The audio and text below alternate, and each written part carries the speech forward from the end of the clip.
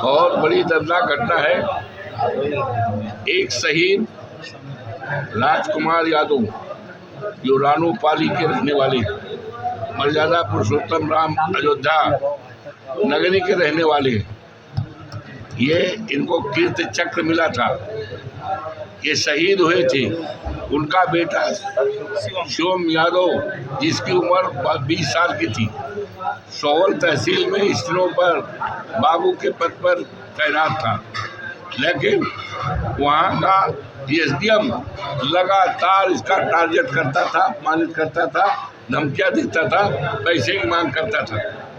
और जब वो नहीं देता था तो मंगल के दिन तहसील में जहाँ पर वो बैठता है जा करके नाई बुला करके मंगल को उसका सिर मुड़ाया। जबकि हमारे हिंदू धर्म में, सनातन धर्म में हम लोग कभी भी मंगल के दिन बाल नहीं मुड़ाते हैं उसकी इच्छा के। और तब से लगातार धमकी दे रहे थे। कल भी धमकी दिया है कि अपनी माँ को कितना दौड़े लेकिन तुम्हें नौकरी से निकाल देंगे। वो इतना अवसाद में आ गया, इतना डिस्टर्ब हो गया कि उसकी मौत हो गई। गाड़ी चला करके गाड़ी का एक्सीडेंट हो गया। परिवार वाले तो यहाँ तक कह रहे हैं, कल हम लोग जब थे अब अधिकारियों के सामने, हम लोगों के सामने ये कह रहे थे परिवार वाले, उसकी माँ कह रही थी कि एसडीएम ने हमारे बेटे की हत्या कराया है, एसडीएम ने टक्कर मारा है। यहाँ तक कह रही थी एफआईआर करने के लिए एसओ कैंट को दिया गया परिवार की तरफ से। आज तक एफआईआर नहीं लिखी गई, एसडीएम के खिलाफ कार्रवाई की नहीं गई। आज एसडीएम आज भी वही सोवल तहसील में है। सुनते हैं कि डीएम साहब ने मजिस्ट्रियल इंक्वायरी सेटअप की। मजिस्ट्रियल इंक्वायरी कुछ नहीं होती है, उसका कोई साक्ष्य के रूप में उसकी कोई वैल्यू नहीं है। वो ये जो जांच होती है मजिस्ट्रियल, वो भीड़ को माइंड को डाइवर्ट करने के लिए होती है। और ये मजिस्ट्रियल इंक्वायरी किसी प्रकार का साक्ष्य का प्रारूप, साक्ष्य का स्थान नहीं ले सकता है। और अगर करना है तो जुडिशियल इंक्वायरी कराई जाए। और अगर करना है, सुनते हैं कि उसका कोई रिश्तेदार है, उसको सौंपी गई ही जांच। वो पीसीएस अधिकारी है, पीसीएस अधिकारी की जांच पीसीएस अधिकारी कितना करेगा इसको आप अंदाज लगा सकते हैं। हम मांग करते हैं, हम समाजवादी पार्टी के लोग मांग करते हैं कि उसके रोते बिलखते परिवार को 1 करोड़ की नौकरी दी जाए, 1 करोड़ रुपए की एसडीएम के खिलाफ एफआईआर करके जेल भेजा जाए और तत्काल प्रभाव से आज ही उसको सोवल तहसील से हटाया जाए। ये हम सब मांग करते हैं।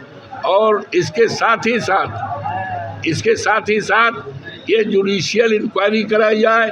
मजिस्ट्रियल इंक्वायरी कुछ नहीं है, ये तो केवल माइंड को डाइवर्ट करने के लिए है। इसका कोई कानूनी वैल्यू साक्ष्य के रूप में नहीं होता है। और ये है, और इसको लेकर हम समाजवादी पार्टी के लोग, सभी लोग बैठे हैं, देख रहे हैं आप। 29 तारीख को रानूपाली में शोक सभा करेंगे। और जब तक अगर उस समय तक कार्रवाई ना होगी तो 29 तारीख के बाद जबरदस्त संघर्ष करेंगे, बहुत बड़े पैमाने पर सत्याग्रह करेंगे और हर हालत में पीड़ित परिवार को न्याय दिलाने का काम करेंगे। निश्चित रखेंगे। कल देखना। सांसद जी, क्या लगता है कि जो जीरो टॉलरेंस की नीति थी वो ध्वस्त हो चुकी है और जो कानून व्यवस्था है उसका बुरा हाल है, क्या कहें? बहुत बुरा हाल है, बहुत बुरा हाल है। अभी अरसर के हमारी अभयराजपुरवा की एक महिला प्रजापति, विनोद की पत्नी, विनोद प्रजापति की पत्नी है, 32 साल की थी। 16 तारीख को गई थी इंटरव्यू देने बनारस, लौट के आई और 18 तारीख को ऑटो रिक्शा आलमबाग से उसको हमवार किया, ले गया और एक बाग में, सुनीसानी बाग में उसकी लाश मिली। अब सवाल उठता है, सुनीसानी बाग में क्या ले गया, क्यों ले गया, उसकी नीयत क्या थी? और ले जाने वाला 23 गंभीर मुकदमे थे रोजाना लूटपाट इस तरह आरोप करता था।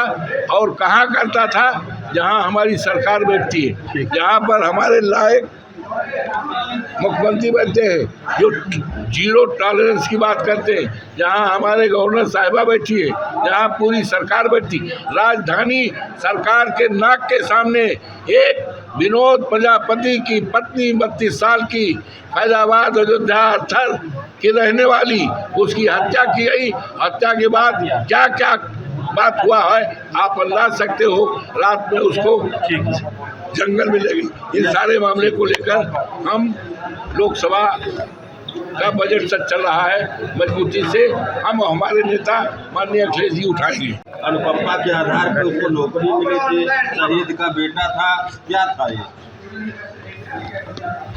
अभी तो एसडीएम से पूछो कि उसका इरादा क्या था, क्यों उसको टार्चर करता था, क्यों उसको मुड़ मुड़वाया था, उसका बाल क्यों मंगर को, ये तो एसडीएम से पूछो। पैसा मांगते थे और क्या हो सकता है। और उस बेचारे के पास क्या था भाई, क्या चीज उसके कमरे में रोज जाते थे। उसकी माँ से भी कहा, कल उससे कहा तुम्हारी माँ कितना भी दौड़े लेकिन नौकरी से हम निकाल देंगे। क्या बात थी। ये तो आप लोगों की जिम्मेदारी बनती भैया, पूछ लो। धन्यवाद। अगर आप ये वीडियो YouTube पर देख रहे हैं तो हमारे चैनल को सब्सक्राइब करें और बेल आइकन को दबाना ना भूलें। अगर आप Facebook पर ये वीडियो देख रहे हैं तो हमारे पेज को लाइक करें।